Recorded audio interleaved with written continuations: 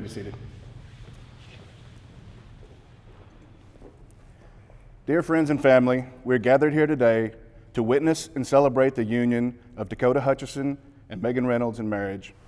Today, you enter as individuals, but you will leave here as husband and wife, blending your lives, expanding your family ties, and embarking upon the grandest adventure of human interaction.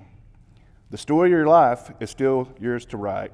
All those present here tonight have come to witness and celebrate your love and commitment this day, eager to be part of the story not told.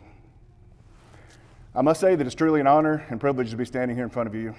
25 years ago, Phyllis and John opened up their home to me and were instrumental in helping me turn my life around. It's funny, a few days ago I was texting Phyllis and asked her if she remembered the night that I tracked mud across her living room carpet. Of course she did.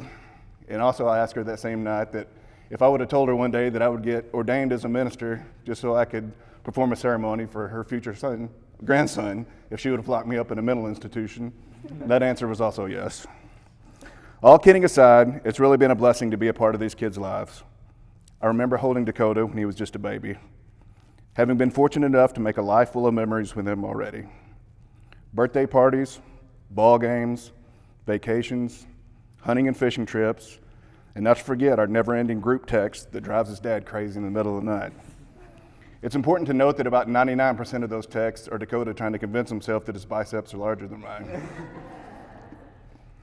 From the time they started dating, I think most everyone knew these two were destined to be together. Even as young teenagers, they felt like an old couple who'd been together for decades.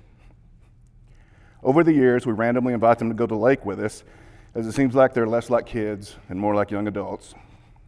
As my oldest daughter entered college, they were both there for her, always eager and willing to help with questions she had. They have truly been role models for my kids, and we love them both dearly. The Bible tells us that we're not meant to be alone. In Genesis 1:27-28, it says, "So God created man in his own image, and in the image of God he created them.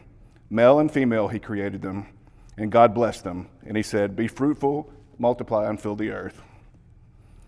In Ecclesiastes 4:9, we're told, "Two are better than one, because they have a good return for their labor. If either of them falls down, one can help the other up. But pity anyone who falls and has no one to help them up. Also, if two lie down together, they will keep warm. But how can one keep warm alone?" Marriage is love walking hand in hand together. It's laughing with each other about silly things, learning to discuss big things with care and tenderness. In marriage, love is trusting each other when you're apart. It's getting over disappointments and hurts. It's knowing that these things are present in all relationships. It's the realization that there's no one else in this world that you'd rather be with than the one you're married to. And thinking of new things to do together and growing old together, marriage is being in love for the rest of your lives. In 1 Corinthians, we're told that love is patient, love is kind.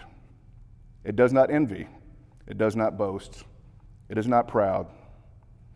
It does not dishonor others, it is not self-seeking. It is not easily angered, it keeps no record of wrong. Love does not delight in evil, but rejoices with truth. It always protects, always trusts, always loves, always preserves. Love never fails.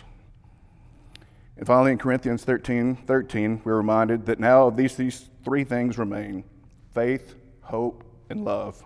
But the greatest of these is love.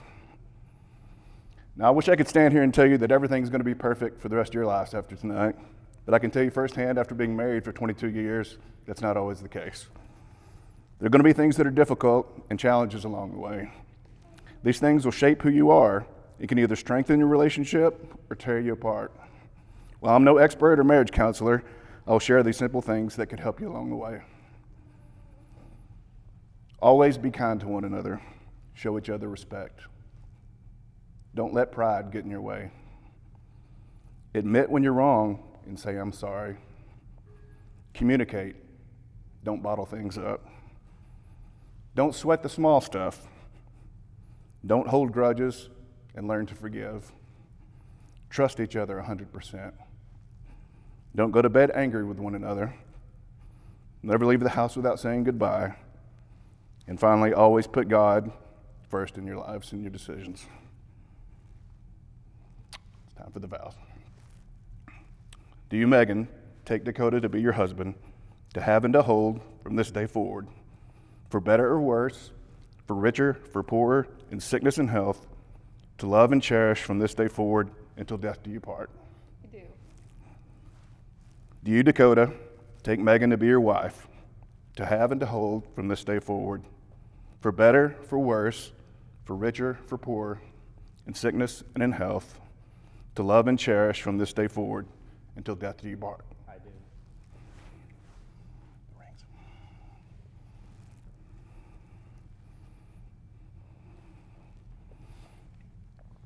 So this is the point in the ceremony where we usually talk about wedding bands being a perfect circle with no beginning and no end. But we all know that these rings do have a beginning. Rock is dug up from the earth.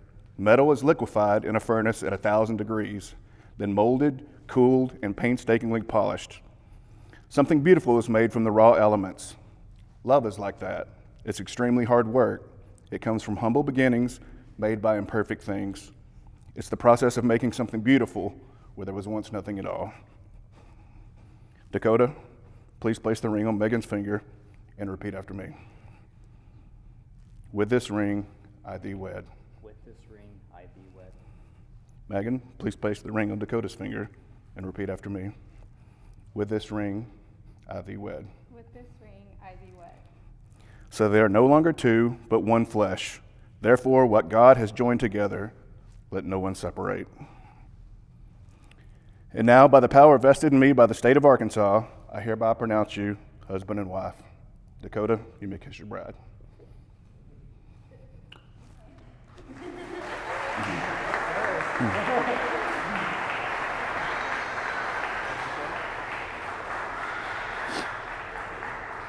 Family and friends, I present to you for the first time Mr. and Miss Dakota Hutchison.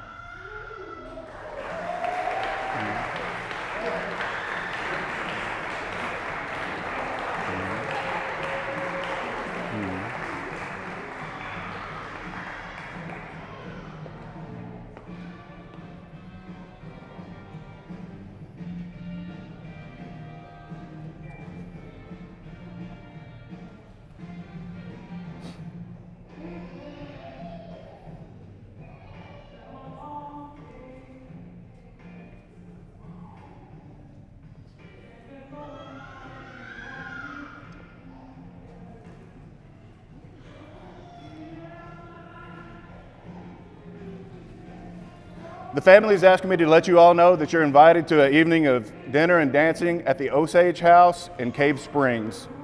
You may dismiss.